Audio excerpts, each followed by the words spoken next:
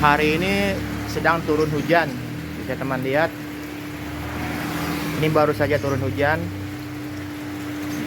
Dan ini adalah kolam ikan nila saya yang berada di luar ruangan atau tanpa naungan. Nah, di sini saya ingin membahas apakah aman kalau kita memberikan makan kepada ikan nila kita pada saat musim hujan. Dan sebelum kita lanjut, alangkah baiknya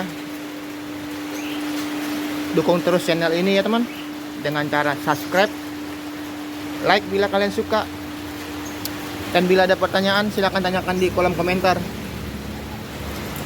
Nah, di video kali ini saya ingin membahas apakah aman memberikan makan kepada ikan nila kita pada saat musim hujan.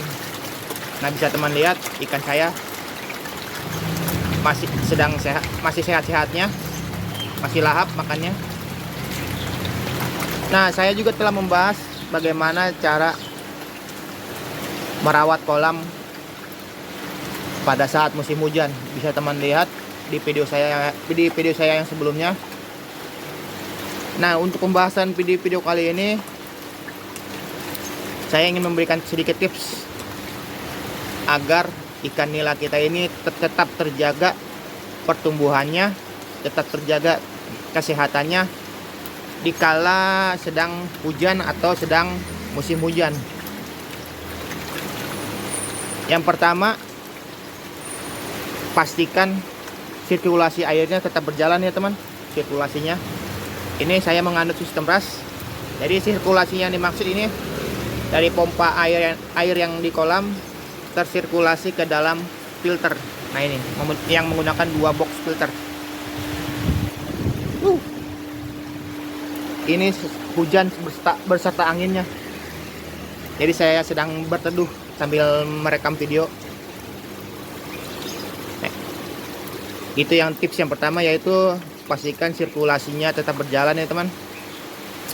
Kedua, aeratornya diusahakan yang paling kencang untuk kolam kita. Kenapa? Karena air hujan itu mengandung asam yang tentunya tidak baik untuk kolam kita ini. Pastikan aerasinya itu harus kencang.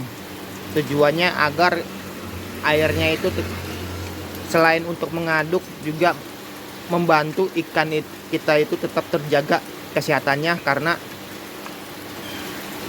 keasaman kolam kita itu atau yang sering kita kenal dengan pH idealnya 6 sampai 8. Itu sudah ideal. Yang kedua, aerasi juga bisa mempertahankan suhu dari kolam kita ini ya teman. Karena tentunya kalau kolam kita kehujanan itu suhunya akan turun drastis.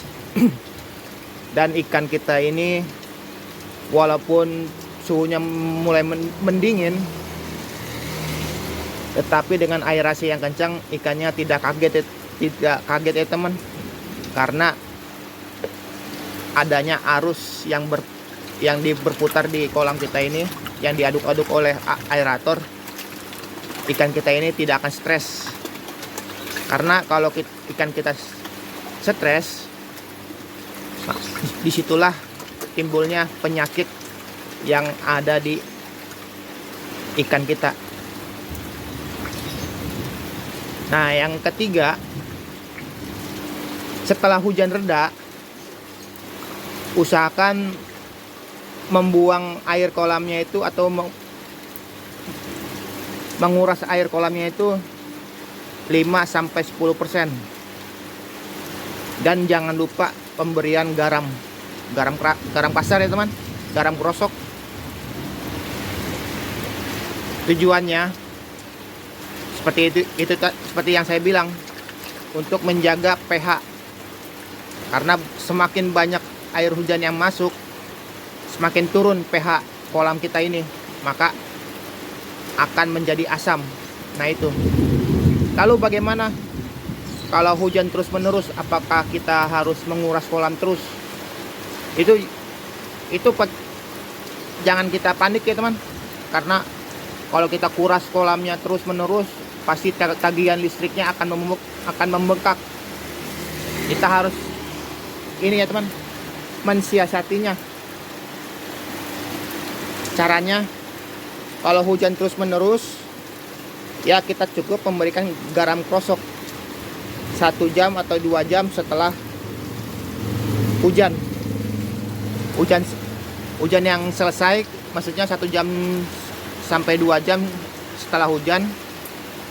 Pada saat itu kita berikan hanya garam krosok aja untuk menjaga-jaga.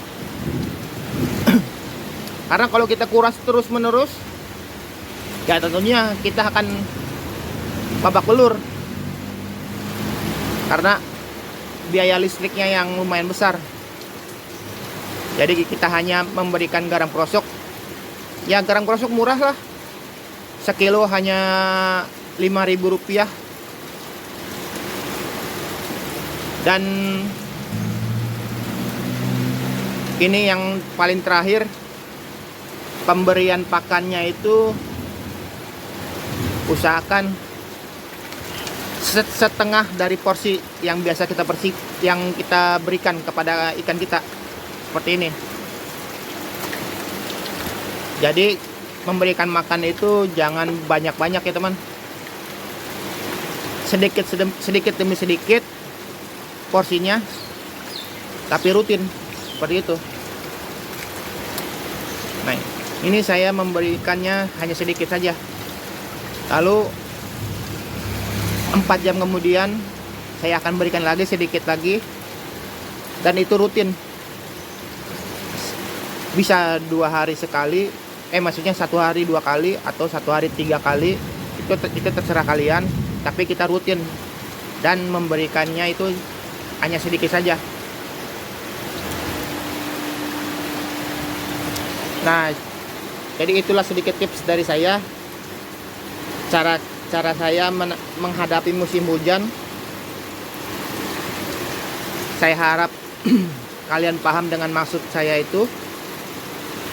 Akhir kata, saya pamit dulu karena saya basah-basahan. Jadi saya undur diri dulu. Saya pamit. Bye.